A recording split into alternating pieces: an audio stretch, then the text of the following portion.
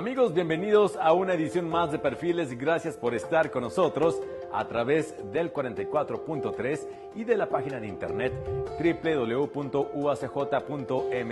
Mi nombre es Abraham Flores y en el Perfiles del día de hoy tendremos en nuestro Vestigium al doctor Maximiliano Alonso, que viene de Conex Europe a platicarnos precisamente de esta conexión de investigación entre la Unión Europea y México. También tendremos nuestro segmento llamado Mi Universo, donde la doctora Estíbaliz mostrará cómo se puede realizar la autoexploración femenina, esto con el propósito de prevenir lo que es el cáncer de mama. También nuestro perfil y se ve la doctora Celia Sánchez hablándonos acerca del genoma. Iniciamos, esto es Perfiles.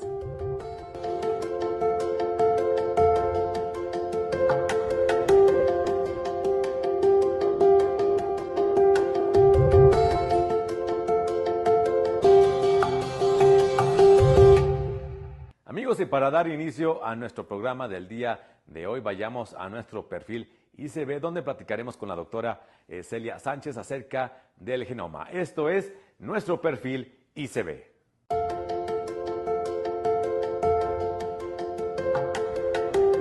Amigos, estamos en nuestro perfil ICB y hace poco se llevó a cabo lo que fue el Congreso Nacional de Genética de este año 2016, donde participaron investigadores, alumnos de más de 50 universidades, también laboratorios nacionales de genética. Y dentro de este congreso tuvo la participación la doctora Celia Noemí Sánchez, quien nos compartió la conferencia Genética y Genómica de Poblaciones y Salud Humana, y pues nos está acompañando aquí en el estudio para platicar un poquito acerca de su conferencia. Doctora, bienvenida a Perfiles. Muchas gracias por haberme invitado. Es un gusto tenerla aquí y vamos a platicar de este tema tan importante dentro de cuestiones de salud, y también más adelante hablaremos de las cuestiones de niveles de educación en cuanto a genética y genómica en nuestro país. Pero doctora, yo creo que habría que iniciar esta plática o esta entrevista con marcando las diferencias entre genética y genómica, que me imagino que son diferencias muy sustanciales. Sí, pues mira, genética, con palabras muy simples podríamos decir que genética se refiere a cuando tú estás estudiando un gen que ocasiona una enfermedad. Entonces, por ejemplo, fibrosis quística, pues estudias el gen de la fibrosis quística, las mutaciones, haces los diagnósticos en los pacientes. La genómica implica el estudio de todo el genoma humano, los 3.000 millones de pares de bases. Está reportado, ha habido diferentes investigaciones al respecto. Primero fue el proyecto de la secuenciación del genoma humano, donde se encontró que alrededor de 20.000 genes en los que estaban presentes en nuestro genoma, algo que sorprendió porque no es muy diferente a una mosca o a un gusano. Dijimos, pues, ¿qué está pasando? Pero así es, nuestro genoma es muy eficiente para hacer diferentes variedades a partir de un tipo de gen. Eso por un lado. Por otro lado, está el proyecto de los 1000 genomas, que consistió en secuenciar una cantidad de población sana, en la que se encontraron que hay variaciones en el genoma humano que podrían estar implicados en enfermedades raras o en diferentes tipos de respuesta de cada persona hacia el medio ambiente. Por ejemplo, seguramente tú te has de enfermar de ciertas cosas, probablemente seas alérgico a un fármaco o te enfermes seguido de enfermedades respiratorias o enfermedades intestinales. ¿Por qué? No es porque tengas un gen dañado que te ocasione una enfermedad, sino que tú tienes un conjunto de variaciones en tu genoma que están involucrados en que una proteína se exprese en mayor o menor cantidad, o una enzima, y eso hace que respondas diferente. Por ejemplo, los fármacos. Si un fármaco tú debes de durar 8 horas con el efecto y tú a las 6 horas dices, es que ya el dolor no lo soporto, puede ser un metabolizador rápido de ese fármaco. ¿Y por qué? Porque hay enzimas que metabolizan ese fármaco y pudiera ser un metabolizador rápido de ese fármaco. Así como puede haber otros fármacos que alcancen concentraciones tóxicas en tu sangre. Y eso es importante, y ese es un sueño del futuro, la medicina personalizada, que a cada persona se le pudiera dar el medicamento apropiado de acuerdo a su conjunto de enzimas que posee. Entonces, la genómica es mucho más amplia y es un rango gris, no es como las enfermedades genéticas, que es un gen, una enfermedad, sino tengo todo mi genoma y todo eso que está expresado en mi genoma, ¿a qué me hace susceptible? ¿Cómo me puede ayudar a tener una mejor calidad de vida? Muy bien. Y bueno, y dentro de su conferencia, pues se le agrega lo que es salud humana. ¿Qué es lo que pretende la genómica desarrollar dentro de la salud humana hoy en día, doctora? Bueno, te voy a poner un ejemplo, hablando sobre la fibrosis quística porque fue mi tema de doctorado, el cual realicé en el Politécnico. La fibrosis quística es una enfermedad de las que se llaman monogénicas, o sea que existe un gen que ocasiona la enfermedad. Entonces, si estudias solamente la genética, pues estudiarías el gen en cada paciente, encontrar cuáles son las mutaciones que tiene su gen y hasta ahí quedó.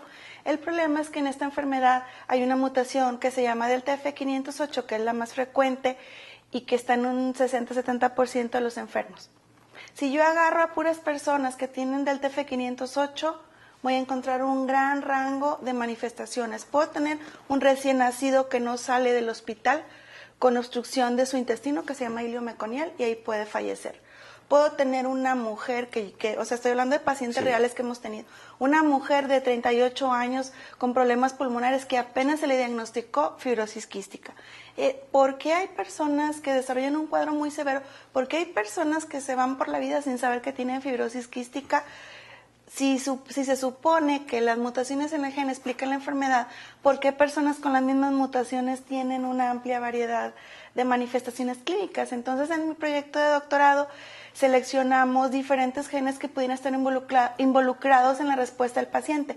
Dado que estos pacientes se enferman y la causa principal de muerte es enfermedad pulmonar por deterioro de la función pulmonar, por infecciones repetitivas, hay fibrosis, hay inflamación, y se pierde la capacidad pulmonar, entonces yo decidí seleccionar genes que están relacionados con los mecanismos de defensa del huésped, por ejemplo, proteínas que se llaman citocinas que promueven la inflamación, proteínas que están involucradas en remodelación de tejido, y lo que traté de buscar fue variantes genéticas que me pudieran explicar por qué la respuesta es más exacerbada en unos pacientes que en otros. Y hemos seguido un poquito esa línea de continuar trabajando con fibrosis quística y hemos encontrado, por ejemplo, les voy a poner un ejemplo típico, el factor de necrosis tumoral alfa es una proteína proinflamatoria. Cuando está elevada, el cuadro es más severo, y no estoy hablando nada más de fibrosis quística. También ahorita hemos escuchado conferencias de cáncer y de algunas otras enfermedades donde está involucrado el factor de necrosis tumoral alfa. Si tenemos una variante en el gen que hace que se exprese en mayor cantidad, entonces tendremos mayor respuesta inflamatoria. Y en el caso de fibrosis quística, la respuesta inflamatoria es la que ocasiona el deterioro de la función pulmonar. En cambio, hay otras enfermedades que no son las que le llamamos mendelianas o monogénicas, como el cáncer, la obesidad y la diabetes, que hasta ahorita es fecha que no hay un gen que provoque estas enfermedades. Es un conjunto de cosas. Y ahí está involucrado esas variantes que tenemos, pero también nuestro origen étnico, porque todos sabemos que los mexicanos, desafortunadamente, tenemos tendencia a la obesidad y a la diabetes, entre otras cosas, cuando en otras poblaciones tienen tendencia hacia otras enfermedades. ¿Qué es lo que nos hace tener susceptibilidades diferentes? Le llamamos la ancestría. Son variantes que son propias de nuestra población, que es el tema que también es de la conferencia, donde tenemos que ser conscientes que incluso en México, si estudiamos cáncer de mama, la frecuencia de mortalidad es diferente en la República. Y si estudiamos los grupos étnicos de la República, son genéticamente muy diferentes. Le acabo de leer un artículo que dice que del norte, de los eris a los lacandones, son más diferentes que si agarramos, o sea, hay un índice que mide eso. Son más diferentes que si agarramos europeos y chinos. Y yo, ¿pero cómo? Somos demasiado diversos genéticamente en México. Entonces, si yo hago un hallazgo en el norte, no lo puedo extrapolar al sur. Entonces, yo, entre las cosas que quiero dejar clara y que se intentan explicar en la conferencia, es que cuando se quiere hacer un estudio de población, tienes que incluir marcadores que demuestren que tu grupo que estás estudiando es homogéneo. Y lo que tú encuentres es válido para ese grupo. Solamente ese grupo. No puedes extrapolarlo a otra población. Y es ahí donde entran las colaboraciones, donde deberíamos de unirnos, no de tener, egos en el norte, en el sur. O sea, debemos de unirnos todos los científicos para poder sacar trabajos, pues que pongan el nombre México más arriba, porque ya está arriba. O sea, hay trabajos que se han expuesto y que están publicados en revistas de alto impacto. Entonces, se requiere colaboraciones y se requiere aceptar que somos diferentes, aunque no queramos. Somos diferentes genéticamente, no nada más en costumbres. Desde luego. Y de eso quisiera ahondar un poquito más en el siguiente bloque, doctora, el nivel que tiene México en esta cuestión o en este tipo de estudios, porque también comentamos fuera de cámara que pues no andamos tan bajo, ¿verdad? Pero bueno, eso lo platicamos en el siguiente bloque, porque ahora hacemos un corte, vamos a un espacio de publicidad, regresamos en Perfiles.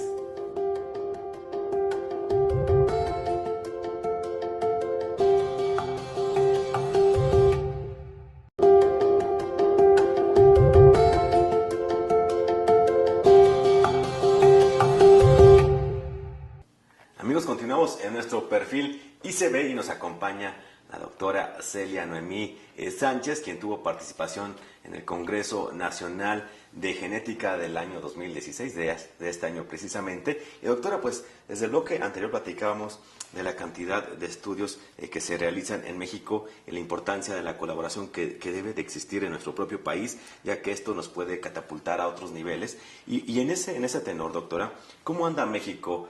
Podríamos pensar que México a lo mejor, lo recalco, a lo mejor, usted nos explicaría, a lo mejor no es un país que tenga el nivel como de todo este tipo de cuestiones de genética en estos estudios, que no sean tan altos, comparables con otras potencias mundiales. ¿Cómo anda México, doctora?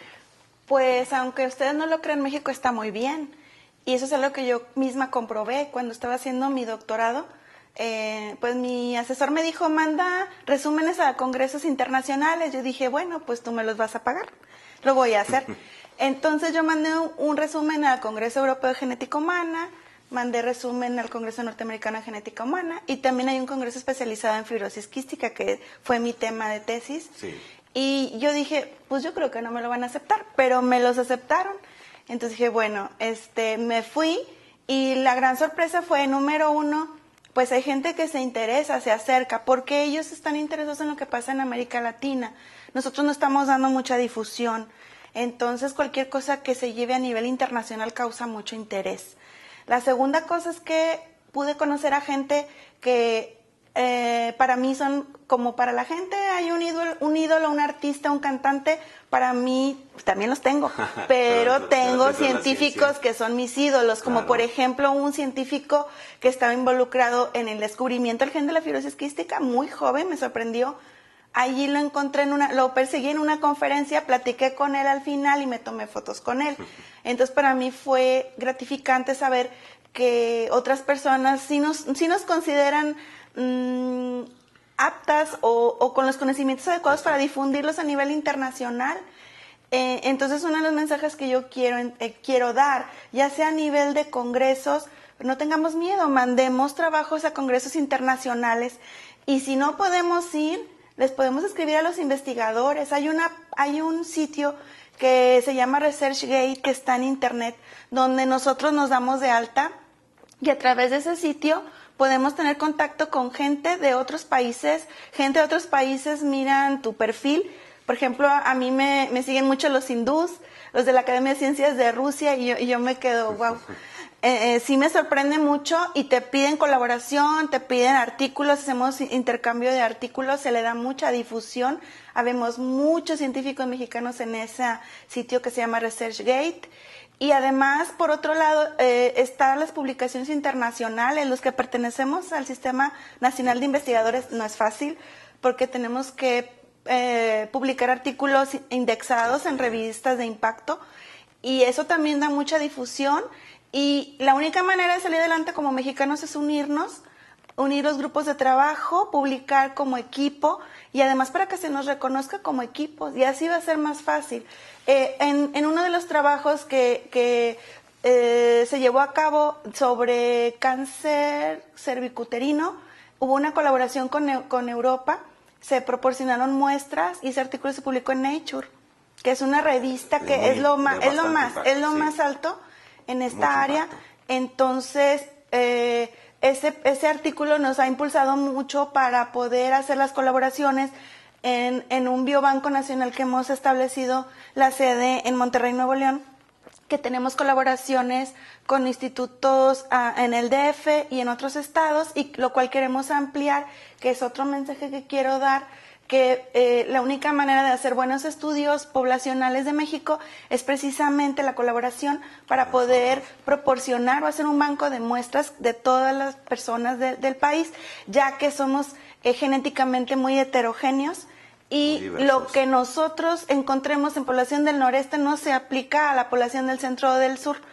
Entonces es muy importante que gracias a este proyecto podamos empezar a establecer las colaboraciones con los demás estados y así poder hacer trabajos que no sean noreste de México o noroeste o del centro de México, sino decir mexicanos, donde demostremos que estamos validando el trabajo con los marcadores genéticos que se están analizando en esos estudios. Fíjese que le quería preguntar, espero relacionar bien la pregunta, pero en ese tenor, ¿qué es lo que le hace falta al mexicano para poder escalar a esos niveles o poder proyectarnos a esos niveles?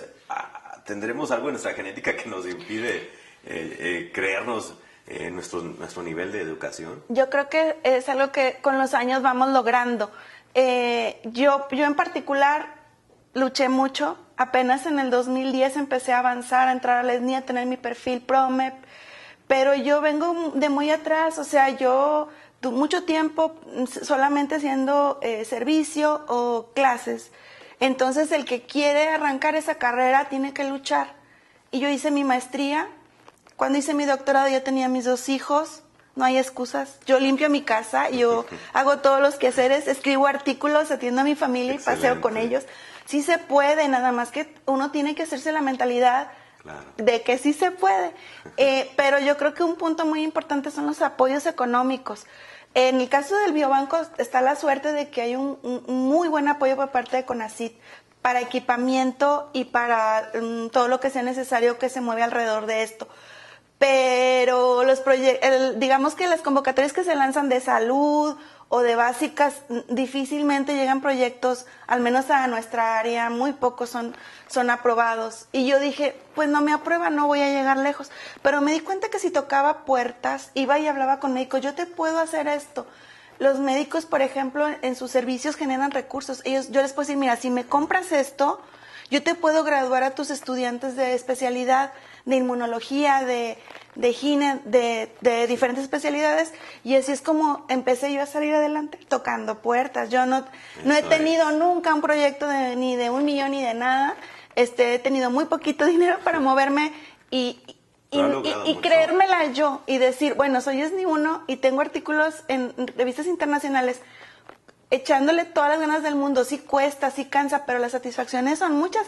Y el que yo pueda inspirar a otros jóvenes como los de que están en el Congreso, pues eso es algo que me llena de alegría, porque ese es el mensaje que les quiero dar. Hay que creérsela, sí podemos, ya estamos haciendo algo, ya se está publicando. El número de investigadores del Sistema Nacional de Investigadores va así para arriba. Todas las universidades, escuché la inauguración, aquí también hay muchos investigadores que pertenecen al ESNI. Así es. Entonces, no veo yo límites. Aún si no hay dinero, se puede. Entonces, yo creo que hay que creérsela. Sí se puede. Muy bien, doctora. Pues, primero que nada, felicidades por todo su trabajo y su esfuerzo que ha logrado y que obviamente la ha llevado a muy buenos niveles, tanto en México como a nivel internacional. Doctora, felicidades. Muchas gracias. También le agradecemos por haber estado aquí en Perfiles, en esta plática tan interesante con usted. Muchas gracias. La doctora Celia Noemí Sánchez, participante del Congreso Nacional de Genética aquí en la UACJ. Vamos a un corte, continuamos en Perfiles.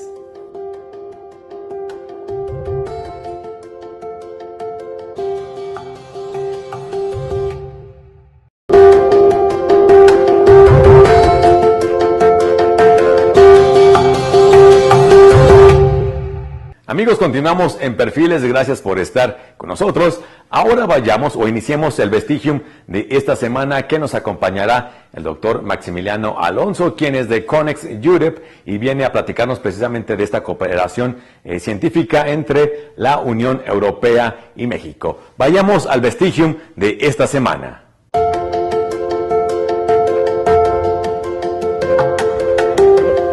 Amigos, nos encontramos ahora en nuestro segmento llamado Vestigium y durante esta semana vamos a tener con nosotros al doctor Maximiliano Alonso, que fue invitado especial dentro de este encuentro de jóvenes investigadores. Doctor, gracias por estar aquí en Perfiles. Muchas gracias, Abraham. Gracias al canal por la invitación y feliz aniversario. Gracias, doctor. Pues mire, para recapitular un poquito acerca de su trayectoria, pues usted es graduado en Administración, tiene una maestría en Dirección y Gestión por el Centro de Estudios Financieros de España en el año 2006, una segunda maestría y predoctorado en la Universidad Libre de Bruselas, posteriormente un doctorado en Administración, como especialista en políticas y programas europeos. Ha impartido conferencias en universidades de la Unión Europea, América Latina y Caribe, doctor. Sí. Una trayectoria amplia en este campo. ¿Cómo se ha sentido?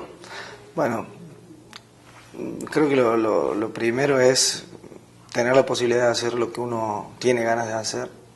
Y cuando uno encara las cosas con muchas ganas y con mucho sacrificio, después un poquito de suerte, las cosas empiezan a salir. Pero lo fundamental es tener claro el objetivo y hacer lo que uno tiene ganas. A partir de ahí las cosas se hacen más fáciles. Y en su trayectoria, dentro de su trayectoria, ¿cómo fue descubriendo esta línea, este caminito en el campo que usted se dedica? Bueno, un poco por necesidad, un poco por casualidad. Yo creo que también es una cuestión importante, por lo pronto para mí, referenciarse de donde uno viene y hacia donde uno quiere ir. Yo vengo de una familia muy humilde, de una familia donde he tenido que trabajar incluso en la secundaria, trabajar en la universidad, siempre trabajar y estudiar. Y la administración para mí, el marketing, el management, ha servido para ordenarme y para organizar mi vida en función de lo que he tenido ganas de hacer. Porque no ha sido fácil. Ya eso le iba a preguntar, ¿qué ha sido lo más difícil en esta búsqueda, en esta lucha? La verdad que estudiar ha sido lo más fácil. Muy bien.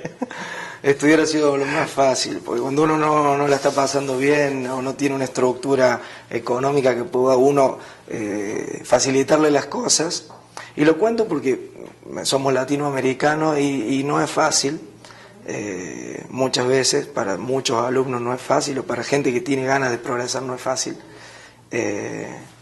Bueno, ha sido más difícil el cansancio, el trabajar y estudiar al mismo tiempo, muchos sacrificios de ese tipo han sido más difíciles que estudiar. Yo, para mí, prácticamente nunca he podido estudiar solamente a lo último, cuando ya estaba mucho mejor, ya había consolidado ciertas cosas.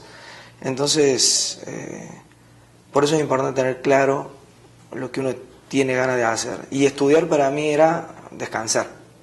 Prácticamente era salirme del trabajo y decir, bueno, ahora hago esto, que es lo que tengo más ganas de hacer. Y esta situación o esta búsqueda de oportunidades fueron fáciles de conseguir. Yo, bueno, lo menciono porque pues estudió en Bruselas y da conferencias en España y tiene publicaciones por todas partes. Ese tipo de oportunidades ha sido difícil llegar a... Bueno, es parte del camino, pero hay una cosa, es parte del camino y de conocer gente y de que conozcan el trabajo de uno. Hay que trabajar mucho. Y seguimos con el trabajo. Es una cuestión de mucho sacrificio, de mucho empeño y de ser serio y de generar cierta credibilidad, porque si uno no genera eso no tiene lo otro. Entonces las cosas van saliendo así. Uno trata de ser correcto con los colegas, con la gente, y eso va abriendo puertas más allá de, bueno, del conocimiento, que es muy importante, ¿no? Porque los que investigamos o los que trabajamos en este tema tenemos que tener cierta cuota de seriedad en la investigación y en las acciones que nos van permitiendo ese desarrollo. Un tema muy importante, más allá, o sea, hacemos hincapié de que uno tiene que ser un investigador serio, una persona aplicada, pero en la actualidad las personas que no tienen network difícilmente puedan insertarse a nivel internacional. Las personas y las instituciones. Entonces, todos los procesos de visibilidad, de relacionarse con la gente, de relacionarse con el entorno, con nuevos entornos, no ir siempre por los mismos caminos, eso facilita y ayuda. Esto obedece, o ese punto obedece a que cada vez estamos más globalizados, ¿no? Este mundo cada vez está más unido en cierto modo, hay más conexiones. Sí, bueno, a ver, de hecho las tecnologías son fundamentales en esto, no estoy diciendo nada nuevo, pero sí, la globalización tiene aspectos muy positivos y tiene aspectos negativos, claro. Porque lo que hace es achatar la creatividad, la diferencia también, o sea, es complejo, tratan de que todo sea una sola cosa y no todo es una sola cosa. Pero bueno, hay que utilizarlo también a esto, hay que saberlo utilizar y creo que ese es uno de los aspectos que los jóvenes investigadores tienen que saber hacer, aprender a relacionarse y muchas otras cosas más que en la universidad no te lo enseñan. Y eso también es una cosa que hay que trabajar desde las universidades, darle soporte a las personas, a los alumnos, para que se aprendan a relacionar, se aprendan a presentar, generen otro espacio. Claro, ese conocimiento extra, por decirlo así, que no se tiene aplicado en las aulas y que hace mucha falta a nuestras nuevas generaciones de estudiantes e investigadores. Absolutamente, y nuestras universidades tienen que adaptarse a los tiempos. Eso es una cuestión fundamental. Bien, doctor, llegamos así de rápido a nuestro primer bloque, primer corte. El día de mañana seguiremos platicando con usted acerca de algo que se llama Conex Europe. Conex Europe, sí, es nuestra organización en Bruselas. Eso platicaremos el día de mañana. Muy bien. Amigos, esto fue el Vestigium del día de hoy. Vamos a un corte, estamos en Perfiles.